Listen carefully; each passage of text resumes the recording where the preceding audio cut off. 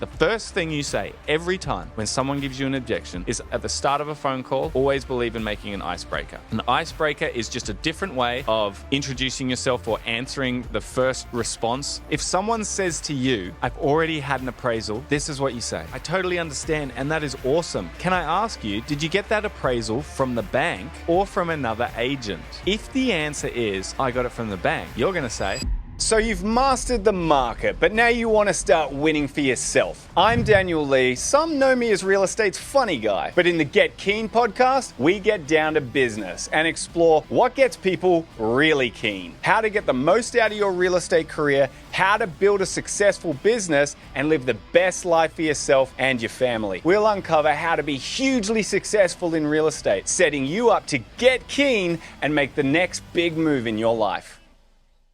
all right, you ready to get real keen today? Because we're talking about cold calls, and cold calls get me so keen. Oh yeah, cold calls saved my life. Cold calls built my whole business. I'm the king of cold calls. Don't try to compete with me with cold calls because I'll knock you out. I'll knock you out of the ring. Why listen to me about cold calls? Because in my career, I have made over 120,000 cold calls. I built my whole business on cold calls. I built my whole real estate career on cold calls. And then when I went out and started my own business, I even built that on cold calls. So listen to me when I say cold calls can work. But it's not just the call. It's the process. It's the reason. It's the outcome. Why do we cold call? We cold call because sales is a filter, right? It all starts at the top of the filter. It starts with relationships. Relationships become opportunities. Opportunities to talk to people about their property and to talk to them about listing. That turns into a listing presentation. That turns into an actual listing, which then turns into a sale, which spits money out the bottom, which we all want. So it all starts at the tops. And the best agents that I know, that I work with every day, they're no better than you and me. They just have a big pipeline of people who own property, who know who they are, what they do, and where to find them. And they've done something for them. And that's why we cold call, because we want to build those relationships for the top of the funnel. All right, why do we give people appraisals? The appraisal, it's not about the appraisal. The appraisal is just an excuse for us to be able to do something for someone and then build that relationship. So we can pop it in the top of the funnel, and one day that becomes an opportunity for us. So that's what cold calls are all about. Invite yourself into someone else's life and get the opportunity to do something for them. All right. And there's a couple of reasons why people don't want us to be in their life. Because why would they? We're cold calling them. They got better shit to do than listen to us. All right. But we can offer them some very valuable information. Every property owner in the area that you want to service at any time, they all want to know what their property is worth. Everyone wants to know. The only reason why someone doesn't want to engage with you with the service of a free appraisal, all right, there's a couple of reasons. Number one, they don't want to owe you anything. People are scared that as soon as they engage with an agent and allow an agent to do a favor for them, that they instantly like have to owe or do something for that agent. Okay, they don't want to feel that way. People don't want to say yes to an appraisal because immediately after they feel, oh God, now that agent's going to bug the shit out of me. Now that agent's going to get really upset if I don't do business with them one day. So that's number one. The second reason they don't want to do anything with you or they don't want that appraisal from you is because they don't want to waste your time. All right. Most people are just nice. And if you do that appraisal, which they do want to know what their house is worth, but if you do that appraisal for them and they're not selling like right now, they think they're wasting your time. And they don't want to do that because they're nice people, okay? So what we have to do in our dialogue in cold calls is remove those barriers from whoever we're talking to.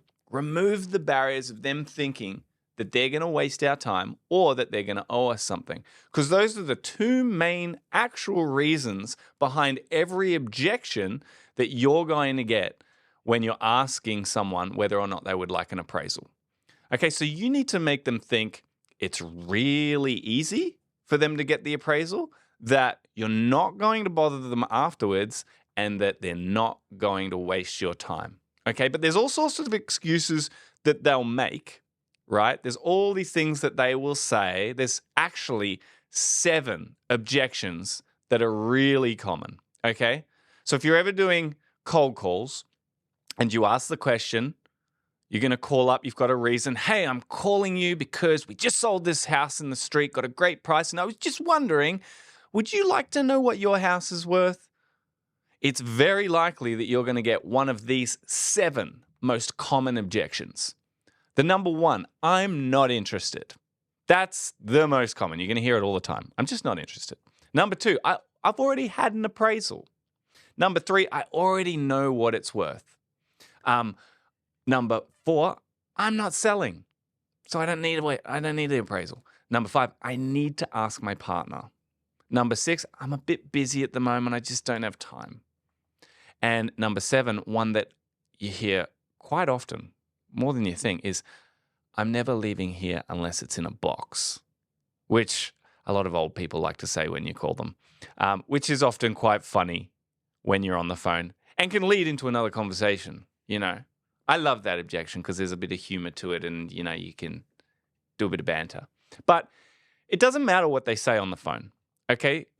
It's really important to realize that every person who owns a property, I'll repeat it again, every person that owns a property is always curious as to what it's worth at any given time because it's one of their most valuable assets, if not the most valuable asset that they have. And it's the backbone of their whole financial situation. So it's really important what's the market doing. If the market goes up 10%, that could mean $200,000, $300,000 in extra wealth to this person. Or again, if it goes down, the same result in the opposite direction. And everyone wants to know what their financial position is.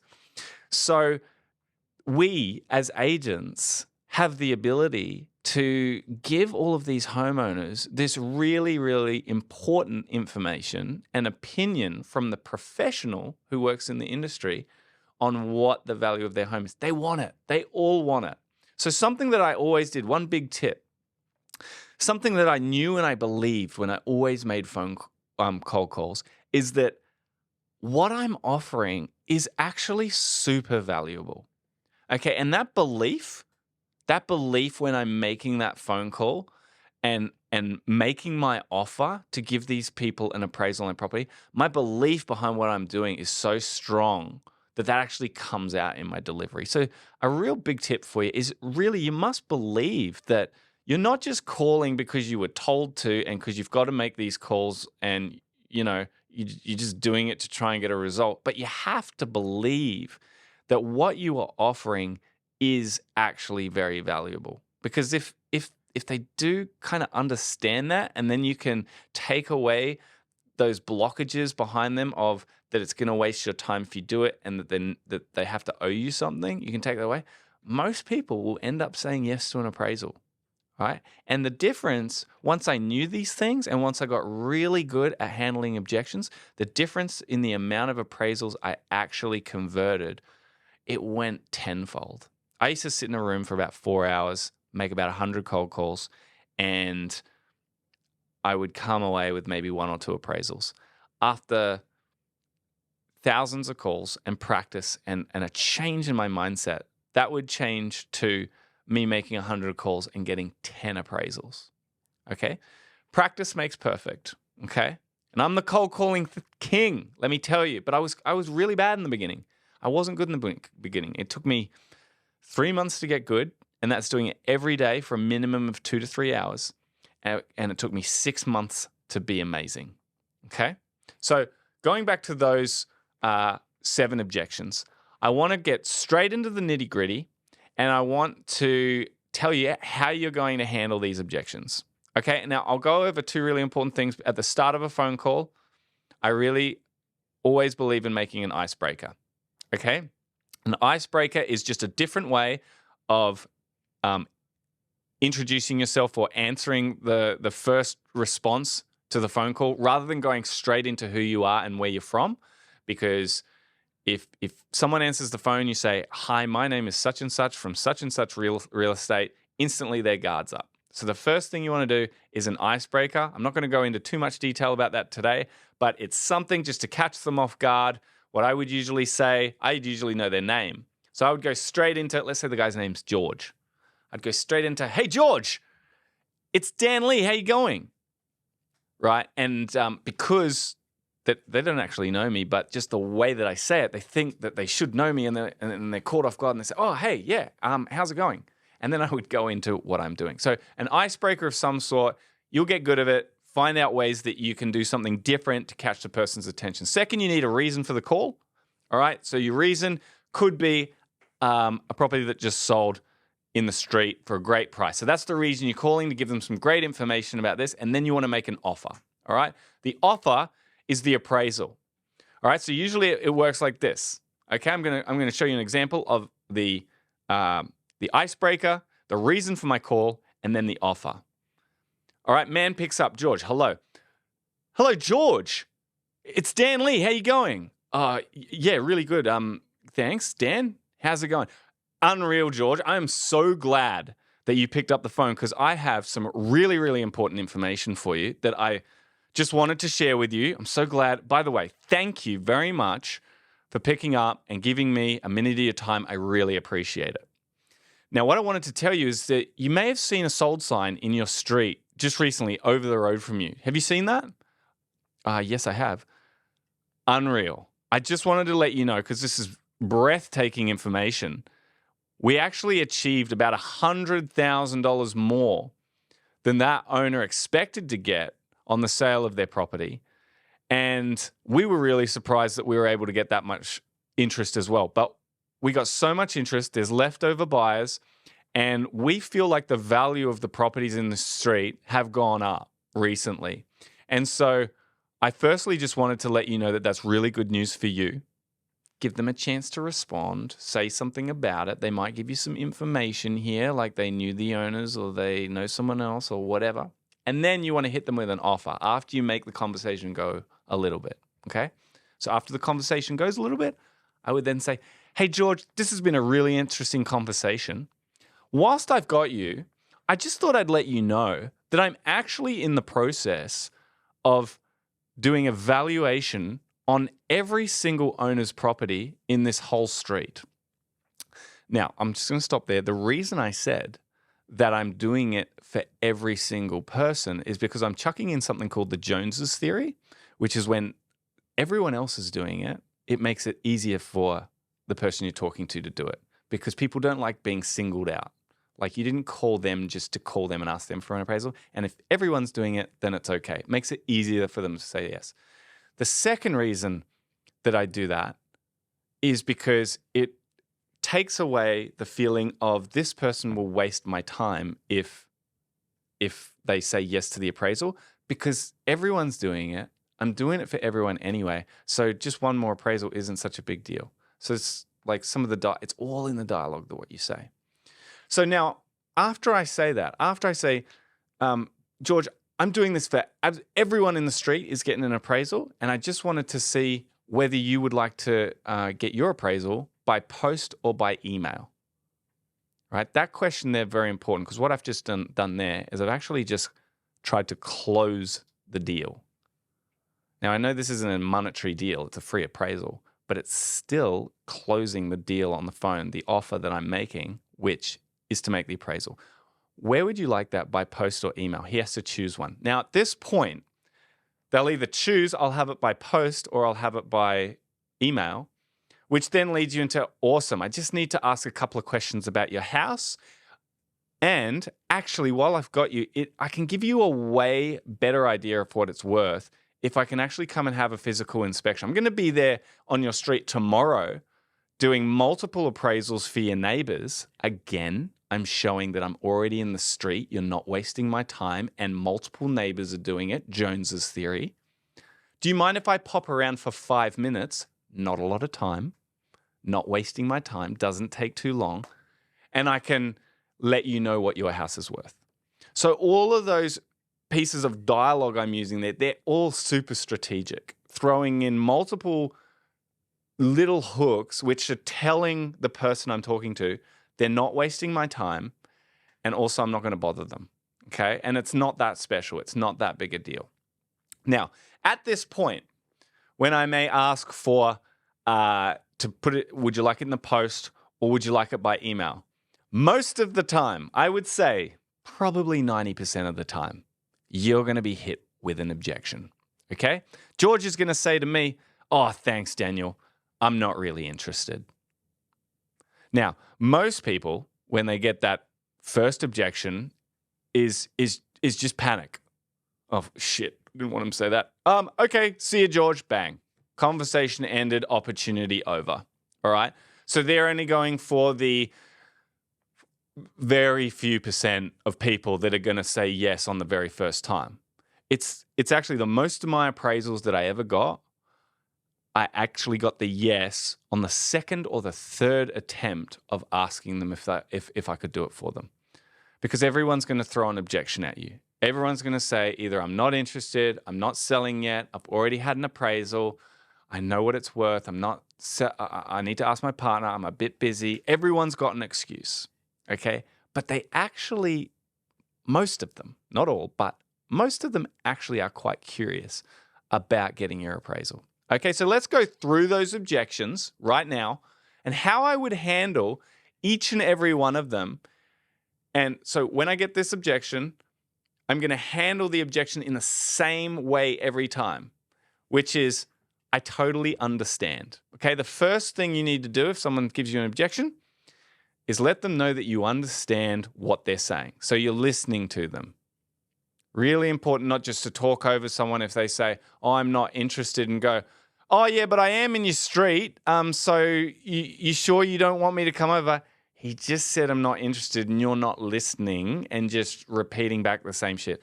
So you can say the same sort of thing, but in a politer way, which shows that you're actually listening to the person. Very, very important. Okay. So if someone says any objection to you, the first thing you say every time, write it down right now. The first thing you say every time when someone gives you an objection is, I totally understand. I totally understand where you're coming from. Okay, so let's try this. Would you like your appraisal by post or by email? Dan, I'm not really interested. I totally understand. You're not interested right now. Now, my objection would then go into kind of tackling those reasons why he's not really interested. Because why he's not really interested, I know, is because most likely he doesn't want to owe me anything and he doesn't want to waste my time. So I'm going to address those things. George, you said you're not interested. You're actually the only person I've talked to today who's not interested in knowing what the value of their home is. Why is that? Ask them the question. Get the conversation going, okay? He might even tell you, I'm not interested because I just had an appraisal from someone else. Or I'm not really interested because I'm not selling right now. I'm not really interested because I'm busy at the moment, which are all, again, just other excuses which validate the fact that he doesn't want to waste your time and he doesn't want to owe you anything, okay? So George is the only person that I've talked to today that's not interested. Why is that? Oh, well, I'm just not interested in selling. Oh, well, I totally understand where you're coming from then, George. That's really, really good news because I'm actually only doing appraisals for people who are not selling, okay? I'm not making this call to see if you're selling. If you're going to sell one day, I tell you what, you'll have my number and you can reach out to me whenever you want. I'll always answer your call, but I'm not going to bug you. See what I did there? I'm throwing in the other reason why he may not want it is because he doesn't want to owe me anything. So if I do this appraisal for George, right, I'm telling him he'll have my number. He can reach out to me whenever he feels, but I'd love to give him this information. All right, so we need to make this person feel, again, I'm going to repeat myself 100 times on this podcast, but I'm not going to waste your time. No, sorry, you're not going to waste my time, and you don't have to owe me anything. Okay, so again, we'll go back. George has said to me, I'm not selling. Oh, I totally understand where you're coming from, George. You're not selling, so you feel like me giving you an appraisal may be wasting your time. Well, yeah, because I'm not selling. Awesome. I totally understand. Well, here's the thing. You're not wasting my time at all because in fact, I'm actually updating every single person in the street with the value of their property right now. It actually only takes me 5-10 minutes per property. And even if you don't want the appraisal, I'm still going to do it for my own records, because what I do is I actually update the value of every property in the suburb once a year. So even if you don't want it, the report's going to be there, generated and ready. I may as well send you a copy. Can I send you a copy to your email or your post? Again, so what I've done is I've completely gone in a circle back to my original closing question of, do you want it by post or do you want it by mail? But first I've told him I've totally understood where he's coming from. I'm not going to waste my time. He's not going to owe me anything. Everyone else is doing. It's super easy. It's nothing serious. And where would you like it? By post or email. Every single objection is exactly the same. It doesn't matter what it is. I need to ask my partner is just another excuse. They don't need to ask their partner. No one needs to ask their partner for a appraisal. So what I would say in this, if I said, hey, George, can I give this to you by post or email? Look, let me just ask my partner. I'd say, I totally understand, George. You need to ask your partner about important decisions. But I want to tell you something. This isn't very important. I've never had someone go away and ask their partner and come back to me and say that they weren't allowed to get my free report. In fact, what's probably going to happen when we hang up this phone, because I know you're kind of interested in knowing what your property is worth, you'll probably go and ask your partner in a couple of hours. She'll say, of course you can do that. I don't care. And then you'll go, oh, well, I better tell that agent, but you won't call me back because you'll get busy. And then I'll be chasing you throughout the week with multiple phone calls for you to finally then tell me, yeah, it's okay. Why don't we just cut all that hassle? I'll just do the appraisal for you. I can send it to your email or post. Which one would you prefer? And I tell you what, in the meantime, if you go and ask your partner if you can have the appraisal and they say, oh, no way, don't let that agent send me that free report. If they say that, just send me a quick text, because I'll text you straight after this call with my number. And if you don't want it, just text me, all good. I won't send you the report. Is that okay? All right. So again, I didn't answer that in the same way with the wasting of the time or anything, but it was just another way to kind of disarm what they were saying, because the real reason is like they probably, if they say that, they just don't want to owe you anything. So to be honest, I could have probably added in there, I'm going to be doing it for everyone anyway. I'm going to be in your street tomorrow. I'm doing several appraisals for your neighbors, and everyone's getting a report. All of those things are just going to take away those blockages of them wasting your time and them owing you something. Okay. I'm a bit busy at the moment. Maybe another time. That's a common one. Okay. Oh, look, I'm a bit busy at the moment. Maybe another time. That's already saying to me that they kind of want the appraisal. So if someone says to me, oh, I'm just a bit busy at the moment, maybe another time. Oh, I totally understand where you're coming from. Life is super busy. I'm always busy. In fact, I'm going to be busy doing everyone's appraisal in your street tomorrow. It only takes 5 minutes. I know you're busy at work. Are you going to be home between 4 and 6 when I'm on your street doing your neighbors' appraisals at all? If they say no, look, I totally understand. Another time might be better. Why don't I just send you the report to your email and your mailbox? I don't need to come over at this point in time because you're really busy, but this report will show you sales in the area that are very similar to yours, and it'll be able to give you some rough guide on where yours sits. Down the track, if you ever want a more updated appraisal, then you can give me a call and let me know that you would like me to come around and give you something a little bit more specific to your property and at the current time of the market. So again, I'm taking away the thing that I'm going to be annoying her or him after the call. Everyone's doing it. I may as well. I'm going to be doing it for everyone anyway. All of those things that make it super easy. I'm going to leave here in a box is what a lot of old people say as a bit of a joke, but actually they kind of mean it. But if someone says, I'm going to leave here in a box, I would joke around with that and say, I'm going to leave my house in a box too. I hope that doesn't happen for a long time, and I hope it doesn't happen for a long time for you too. But one day when that may happen, the people that are going to be responsible for your property are going to need some information about your house. And it's probably a good time for you to send that information to the people that are going to be looking after your property at that time. So what I could do for you is just give you a report of recent sales. Everyone in your building or everyone in your street is getting the same thing because it's something I do once a year for you and all your neighbors. I may as well send it to you. Then you can give it to the family member or whoever who may need that information one day down the track. Would that be helpful for you? Would you like me to pop that in your letterbox?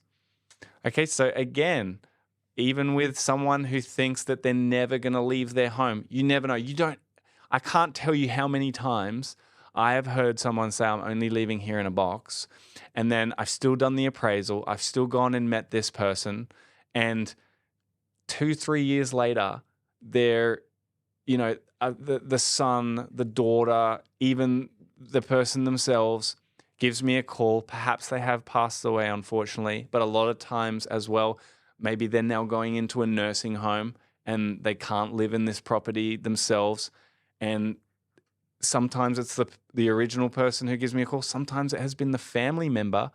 Once this person unfortunately deceased, the family member reaching out to me to say, hey, unfortunately, mum or dad, they're gone now, but you look like you stayed in touch. I've got all these reports from her. She shared them with me years ago.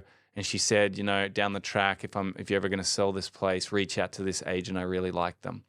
So all of these things that you do, all these little favors and these relationships that you build, they will one day pay you back. I'm going to give you another bonus objection I get all the time. And that is, I've already had an appraisal, or I already know what my house is worth.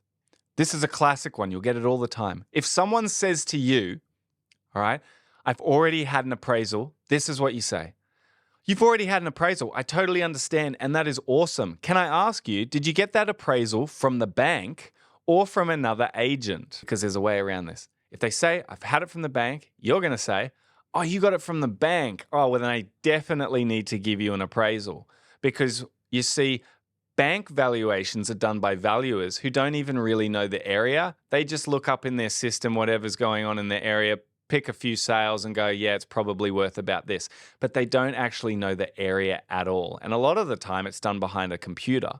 So what they tend to do is be very, very conservative with their estimates, right? I wouldn't take a bank valuation over a real estate agent's valuation ever. The valuation I'm going to give you is very, very precise.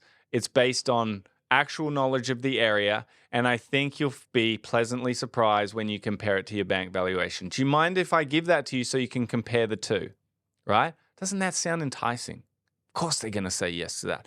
Another thing you can do, if they say, actually it was from another agent, you can say, totally understand, that's awesome. You've already had an appraisal from another agent. Look, it's a really good idea to get a couple of opinions in the marketplace, because every agent, they don't actually know what your house is going to sell for. All they know is they've kind of got an opinion on where it sits. Now, an opinion isn't actually what it's worth. It's only worth the maximum that an agent can sell it for, the maximum that a buyer is willing to pay for it. So what I'd love to give you is a second opinion. That way you can have a look at the other report you've had and my report. You can compare those opinions with your own. The more opinions you've got, the better idea you're actually going to know about where your property sits. So do you mind if I give you that second opinion and send that either to your email or your mailbox? Which would you prefer? So you're giving them a really enticing reason to have that appraisal from you, even though they've had another one. All right, thanks for listening, guys. That's my other tip. any other objections you're getting out there doing your cold calls that I haven't run through, share it with me and I'll give you my best response.